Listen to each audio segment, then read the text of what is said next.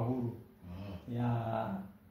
Hapo zamani nilikuwa nipo katika vifungo, lakini nilipompokea Yesu kuwa Bwana na Mwokozi wa maisha yangu, nikawa huru, nikawekwa huru. Na ndio maana unaona nasonga mbele, huduma zangu zinasonga mbele, ni kwa sababu ya huyu Mungu.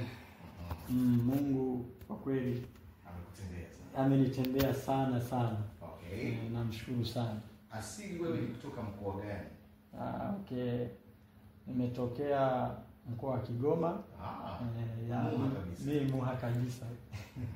Salamu ya mchana unasalimianaje? Okay, salamu ya mchana ni Mwidiwe. Mwidiwe.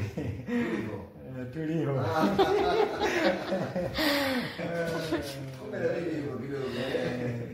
Sawa. Sehemu labda nilipotokea nijitambulishe. Nimetokea Kigamboni. Katika kanisa la Maisha ya Ushindi.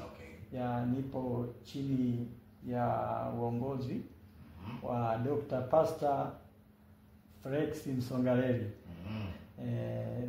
Na nisalimia, salamu zake zimfikie baba.